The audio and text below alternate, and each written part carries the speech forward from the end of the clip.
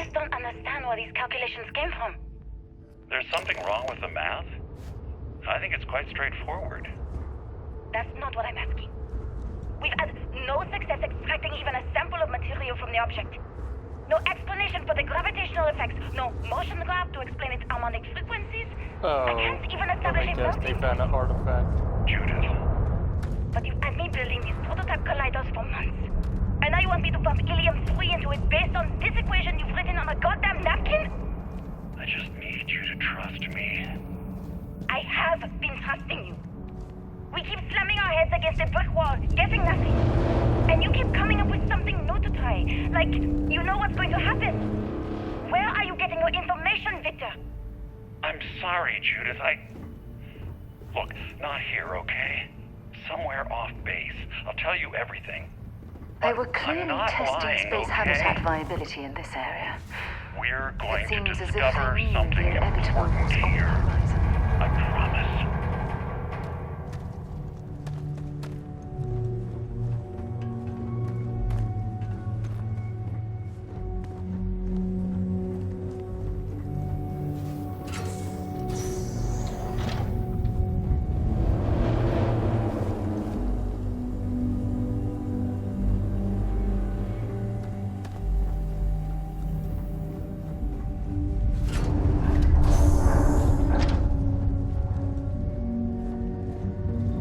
Not much left of this geology laboratory.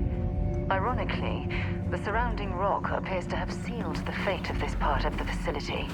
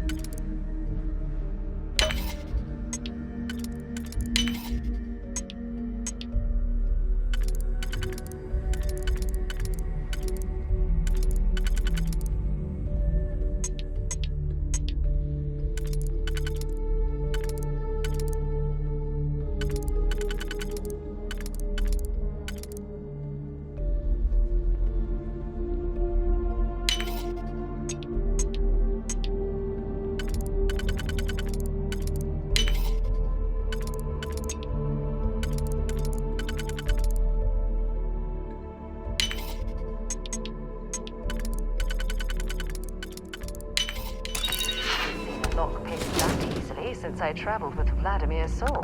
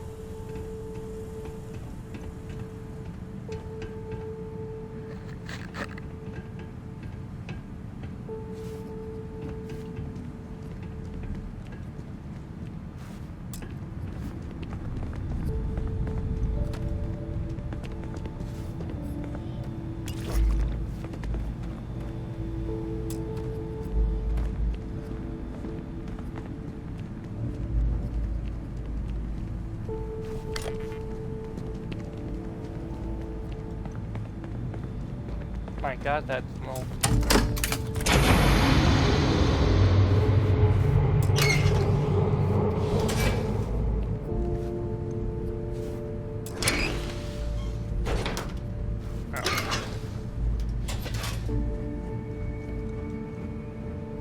What the hell happened in here?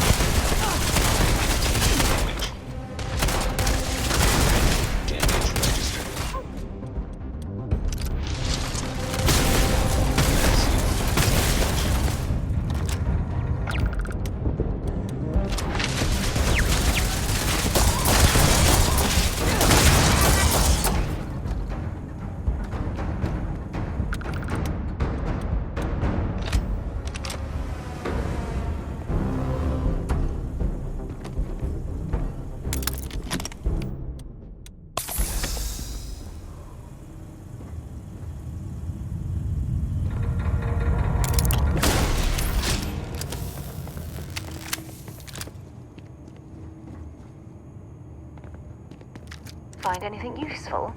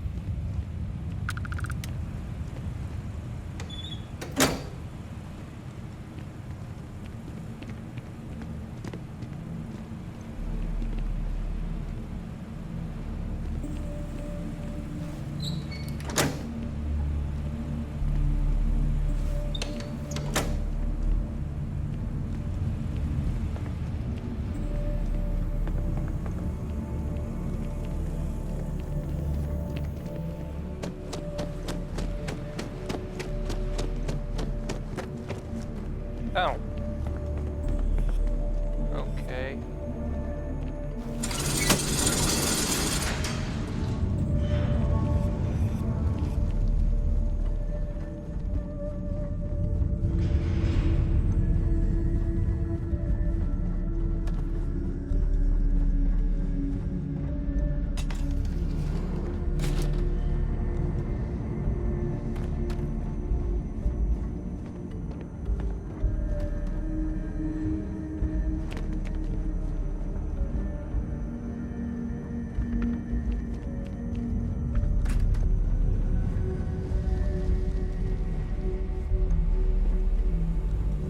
Deep.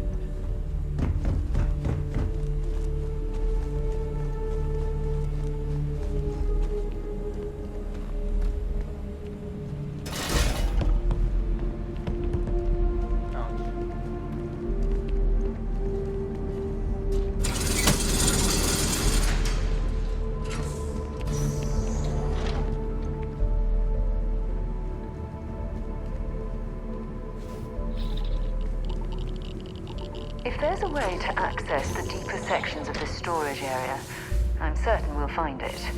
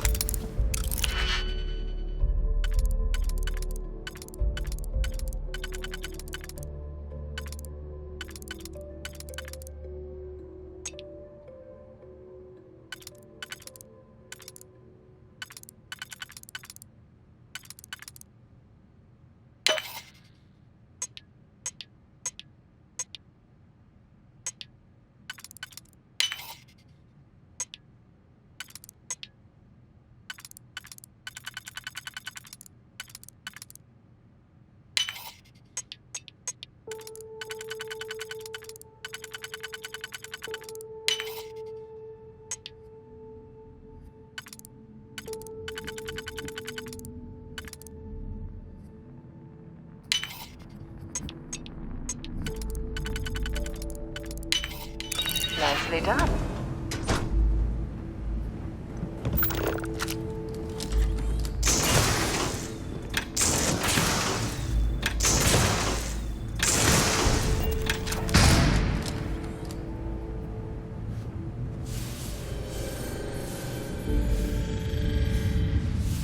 Okay, I don't want to go in there yet.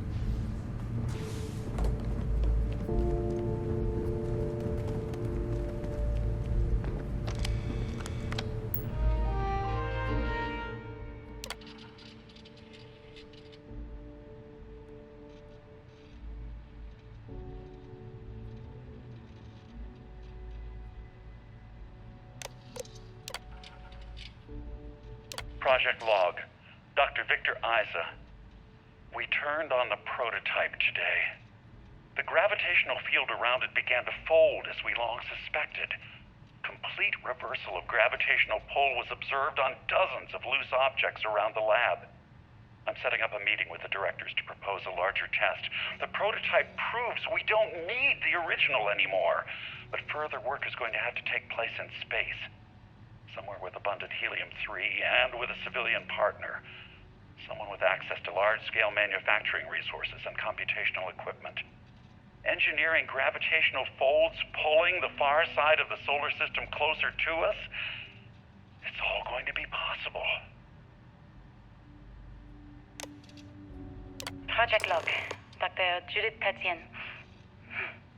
I watched the GravJet tests from the moon today. It was the first time we were able to talk to the team at Nova Galactic directly. So many things were under wraps before, but now everyone wants all the publicity they can get. I'm already seeing proposals for manufacturing androids of drives, expeditions to Alpha Centauri and beyond. It's also overwhelming and worrying. It could take years. decades before we know what all these side effects of operating a craft arrive can be. But no one wants to hear that right now. Like a bunch of pioneers racing towards the edges of the frontier without knowing about the grizzly bears in the mountains.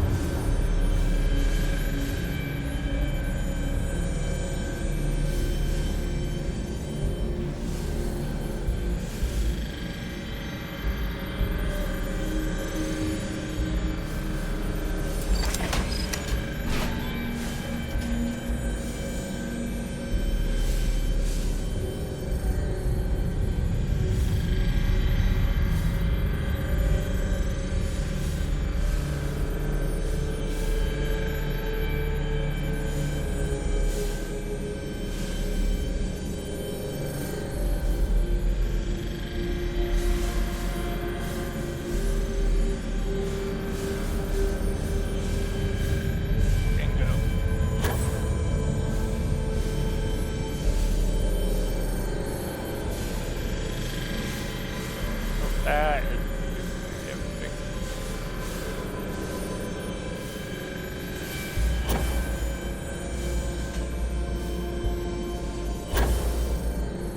Is it really that harmful?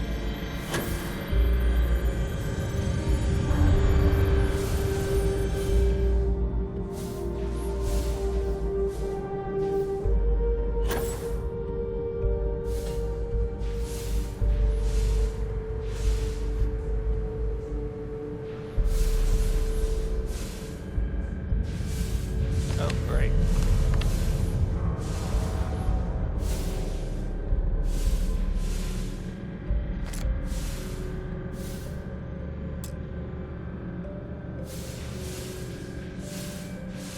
Looks like he didn't last long enough to see his...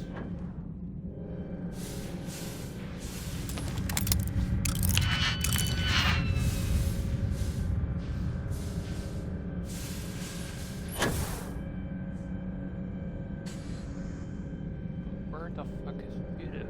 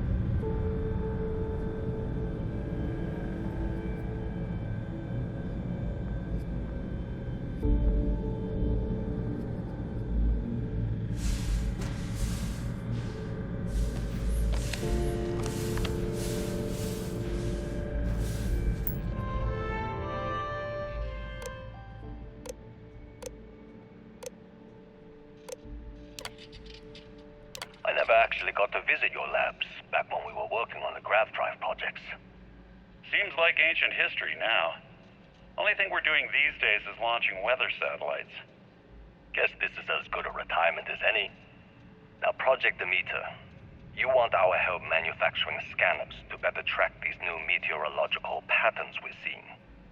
Our guess is that the poles might be naturally shifting, causing some gravitational fluctuations that are throwing off our old models. Why do you need the scanning tolerances to be so small? What are you trying to find? I just want to be sure. It's not like we're doing much these days anyway. The glory days are over. Why not give ourselves a challenge before they write us off in the history books?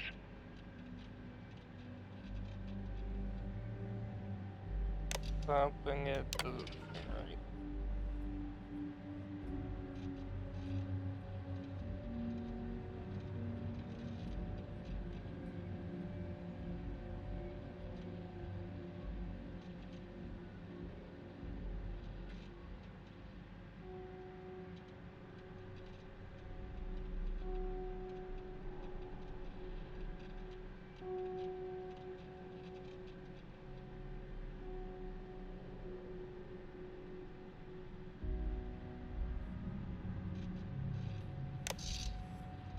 I know what I'm seeing, Victor. The data coming back from the satellites is very clear. It's the grav drives. All those jumps from the moon. At this rate, Earth's atmosphere is going to start sputtering out into space. Can the drives be fixed? I'm working on some designs that should discreetly solve the problem, under the guise of an emergency update to the fueling pumps. We're talking about the end of Earth, and you're trying to be subtle about it. Judith, the last thing we need is people losing faith in grav drive technology. That might be our only option. To what? Are you seriously saying we should abandon Earth? The timeline is under 50 years. A blink of an eye for a planet, but more than enough time for a human exodus. And what do we tell people? We say it's an act of God, one that science has found a solution for. Time for humanity to take its place in the stars. You knew, didn't you? You lied to me. All this time, I dedicated my life to this discovery, Victor. And you knew we were going to kill off our planet? You haven't seen the future I've seen. There's an infinite expanse of promise out there. A meteor could have hit Earth, a plague, another world war. Colonizing other galaxies secures humanity's future for all coming generations, across all time. At the expense of our home. Stop it, both of you. All that matters is building enough ships to get everyone off this planet. And we need to start now. I'll draft up a statement. We'll need to address the entire international community. I'm sorry, Judith. There isn't a planet in this universe that will be far enough away from you, Victor. We are never speaking again after this is over.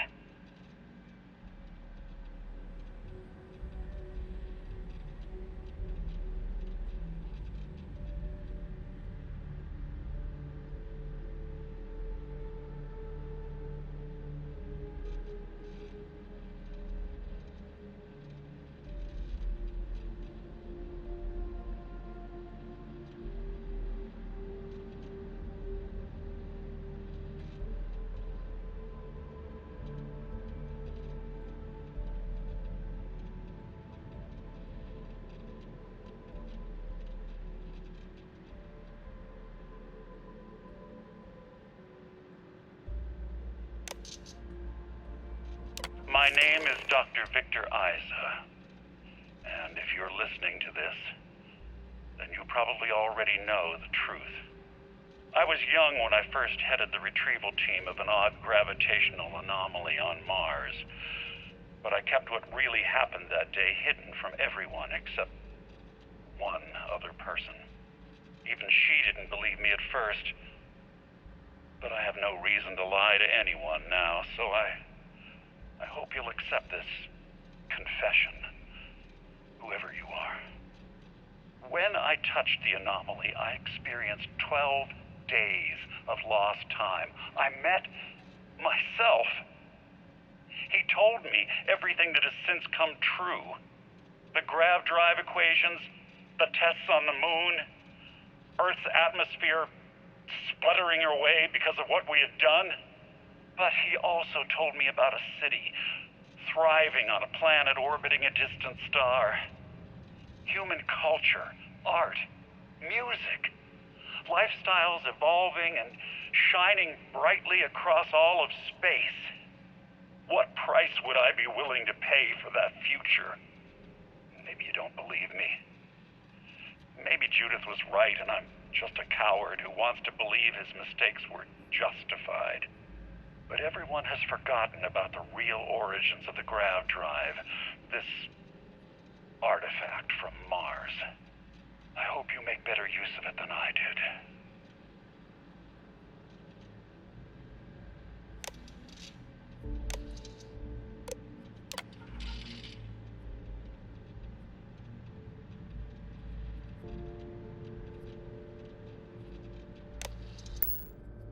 Oh my god. The grav drives destroyed Earth.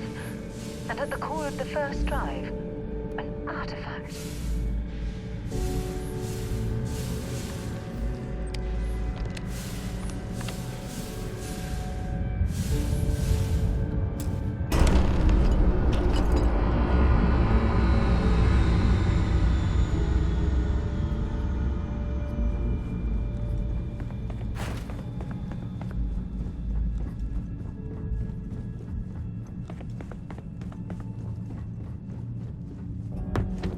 Yes, it does make sense.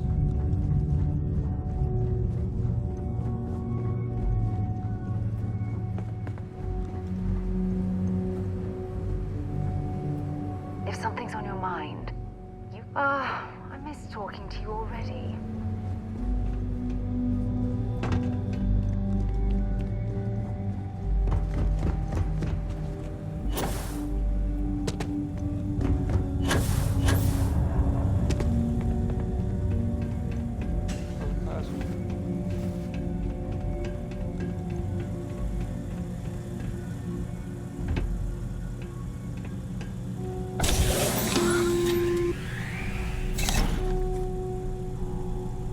Constellation, we've arrived on the surface of Earth. We need to discuss what you found. And it looks like other Starborn got here before us. So, you might have company.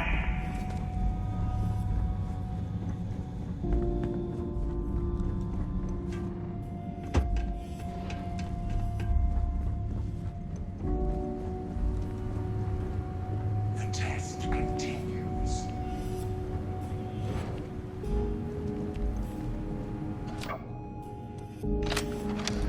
Turn them to dust. Blew it.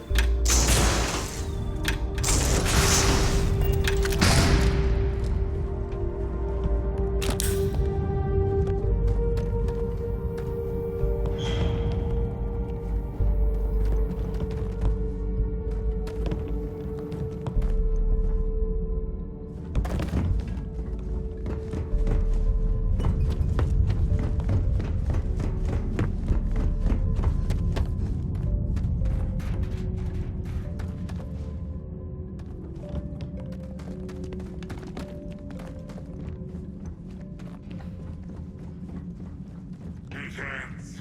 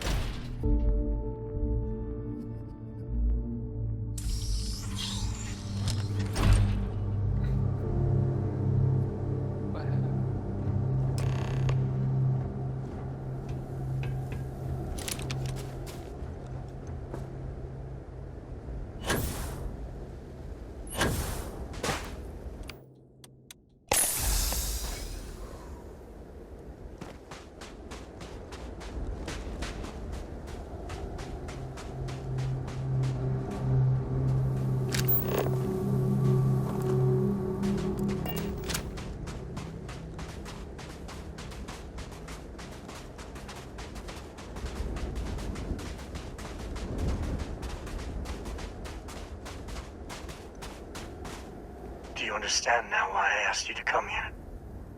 The artifacts unlocked the secret of interstellar travel. At the cost of Earth. An easy trade, honestly. Why have one world when you can have all the settled systems?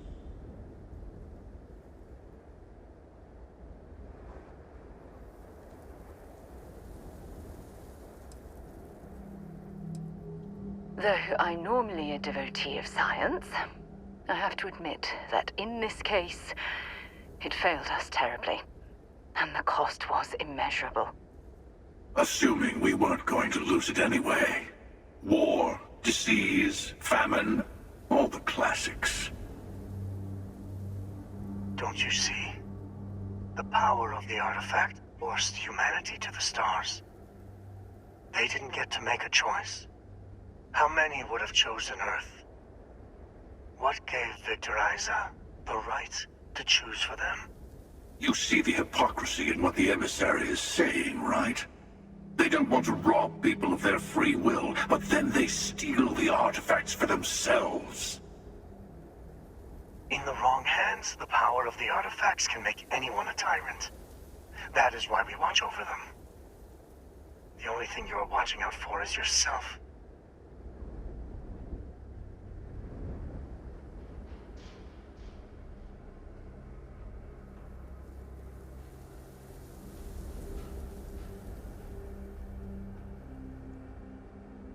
Emissary, you claim that you'll keep the artifacts safe from those who would abuse it, but absolute power corrupts absolutely. Honestly, I don't believe either of you are immune to their allure. Join me, old friend. We can collect the final pieces together. Oh, no you don't. You're not her old friend, remember? You're from another universe. Don't try to manipulate her. Okay. I couldn't win you over on philosophy. How about pragmatism? I'm more powerful than the emissary. Than any other Starborn. And you might not understand why, but I want you to succeed. You've never gotten this far before. I need to see what happens to you.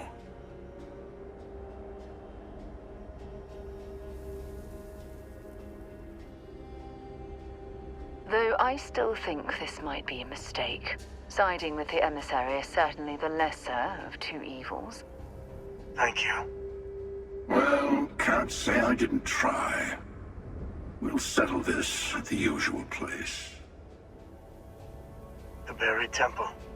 We'll be there. You're lucky I'm a man of my word. I'll see you there. Stay for a moment. You must have questions about what happens next. We will not be able to go to the buried temple right away. There are still other artifacts out there in the settled systems that haven't been gathered. You will need to work with your colleagues in Constellation to find them. He and I have made a number of agreements over the years, if you can even call them years at this point. We let him go. In exchange, he'll wait at the buried temple.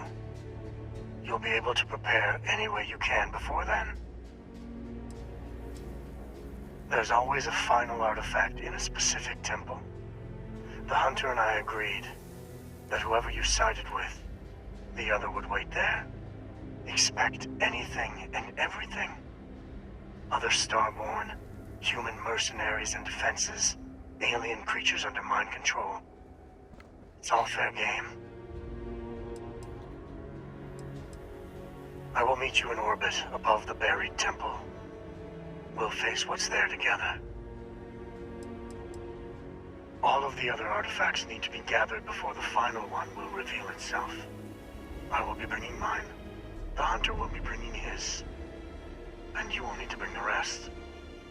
All of the ones Constellation can find.